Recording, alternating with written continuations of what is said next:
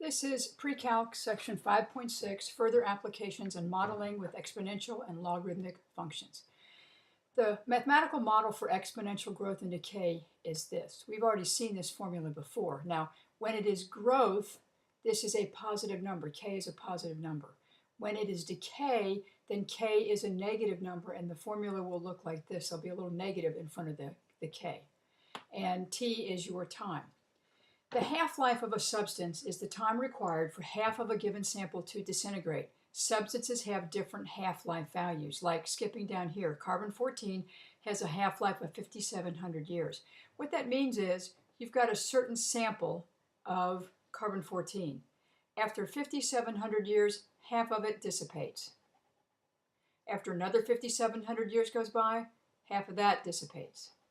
Another 5,700 years goes by, and half of that dissipates, and so on and so on. That's what half-life is all about. Now, exponential decay can be used to determine the age of fossils and artifacts. This method is based on considering the percentage of carbon-14 remaining in the fossil or artifact and comparing it to the amount of carbon-14 present in living plants and animals. How they extract that, I don't know, but I can explain the math to you. Carbon-14 decays exponentially with a half-life of approximately 5,700 years. Thus, after 5,700 years, a given amount of carbon-14 will have decayed to half the original amount. Now the K value, there's our K value right there, for carbon-14 is 0.0001216. The K value is different depending on what radioactive substance you're dealing with.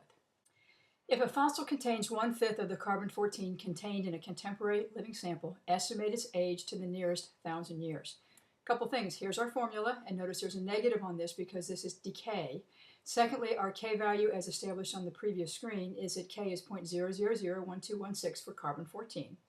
So let's start stuffing in with what we know. Of course, E stays E, and K is 0.0001216.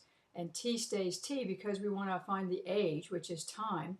But what it looks like is that we don't have either A sub 0 or A. But they've given us a little hint. It says the fossil contains 1/5 of the carbon-14 contained in a contemporary living sample. So let A sub 0 stay as A sub 0. We know that A is 1/5 of that. So put 1/5 A sub 0. And we know to solve exponential equations, we've got to get this exponential part isolated.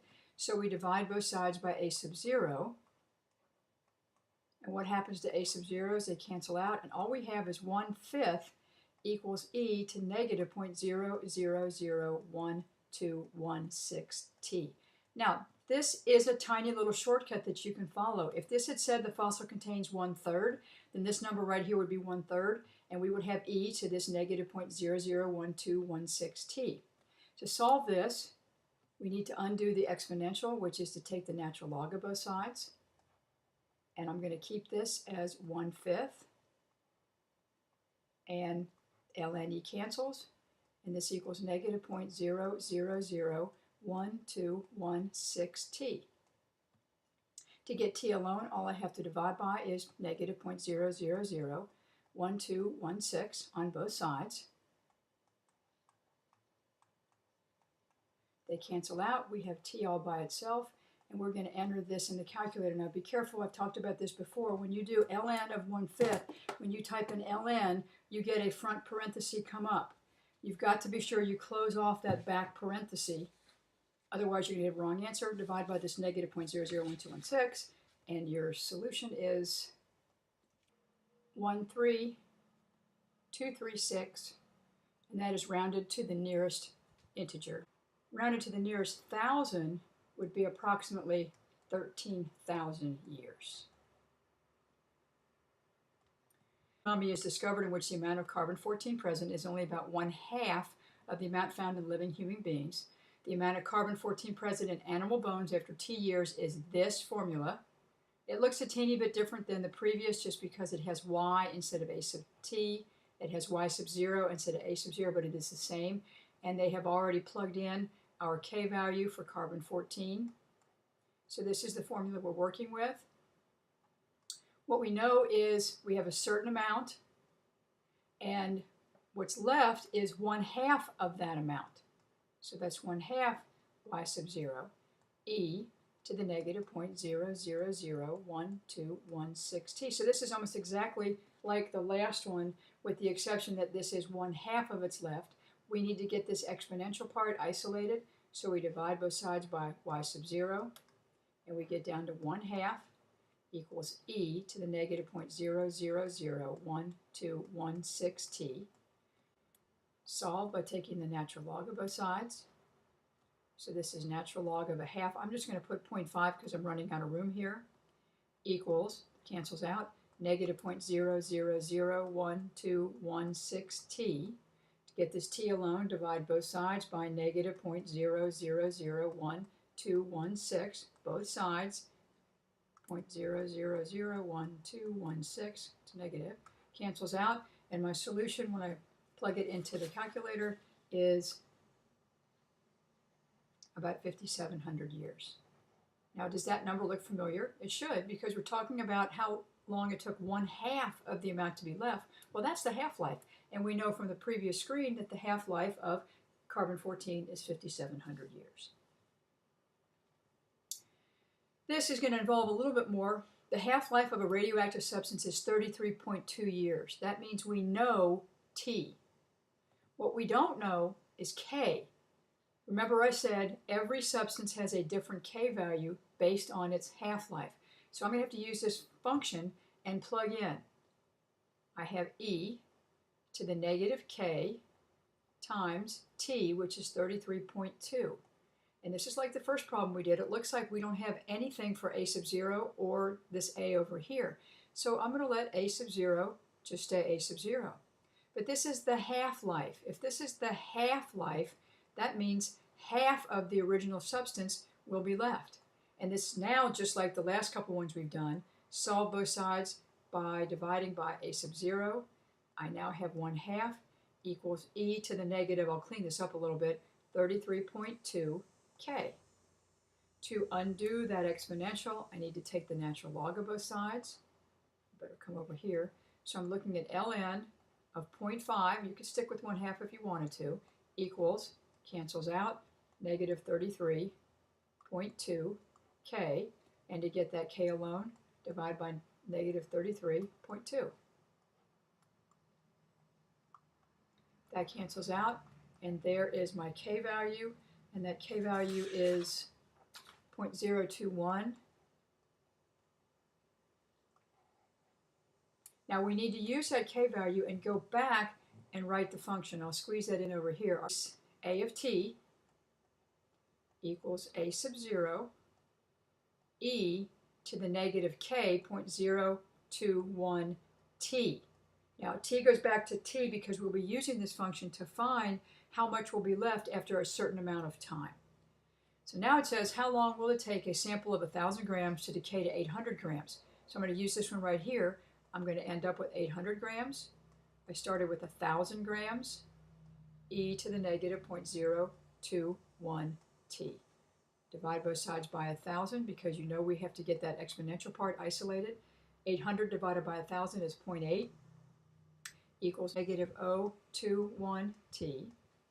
Get rid of the exponential by taking the natural log of both sides.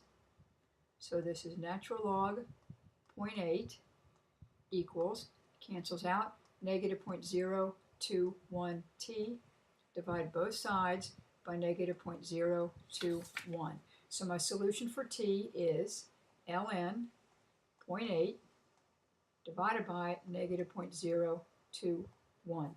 That when you type that in the calculator, we end up with 10.63 years. And the last one says, how much of the sample will remain after 10 years? This one is a straight calculator problem. We are finding A of t. We know we started with 1,000 grams. E to the negative K, which is still 0.021 t, which is 10. Type that in your calculator, and what is left is about 811 grams.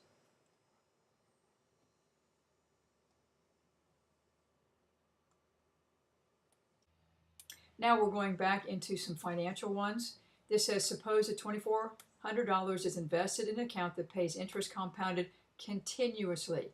That's why I've written the PERT formula here, because continuously is going to use PERT. So I'm going to use this formula, plug in. It says find the amount of time it would take for the account to grow to 3,300 at a 3.75% interest rate. So we want to grow to 3,300. We're starting with 2,400 e to the 0.0375 t. Just like the last several ones, we need to isolate the exponential part. Divide both sides by 2,400. So this is e to the 0.0375 t. Notice it is not e to the negative because this is growing. Our interest is making the money grow. And 3,300 divided by 2,400 is 1.375. Undo by doing natural log of both sides. So this is ln 1.375. Cancels out 0.0375 t. Now, a word about the 1.375. That's exactly what it came out to be when I divided 3,300 by 2,400, but there is a good chance it's something like 1.37154763. It just keeps on going, and it runs out of room on your calculator screen. You need to keep all of those digits. You could, for your work purposes, write a couple of them down so you stay straight, but keep this number sitting on your calculator screen. Then to finish solving here, I will divide by 0.0375, both sides. And that works out to be 8.5 years. How much time will be needed for 24,000 to grow to 25,000 and change if deposited at 3% compounded quarterly? When you see the word quarterly, that tells you you're going to have to use this longer form. You only get to use the PERT form when it's compounded continuously. So let's start plugging in with what we know. We've got 24,000 to begin with. We want it to grow to 25,861.98. Inside the parentheses here will be 1 plus a rate of 0.03 for 3% over 4 because it's compounded quarterly, all to the n t, which is the 4t.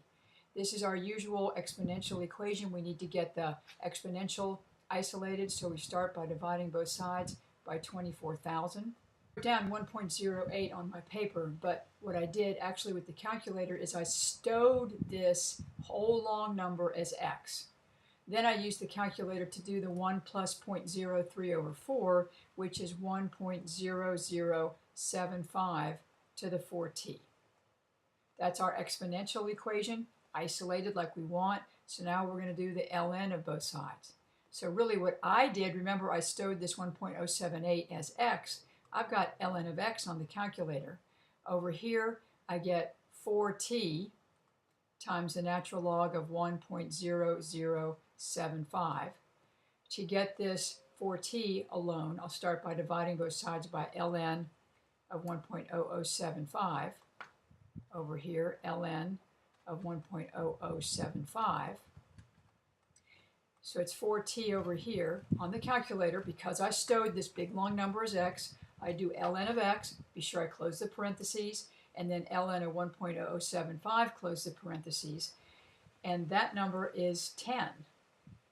Now get this t alone by dividing both sides by 4, and this comes out to be 2.5.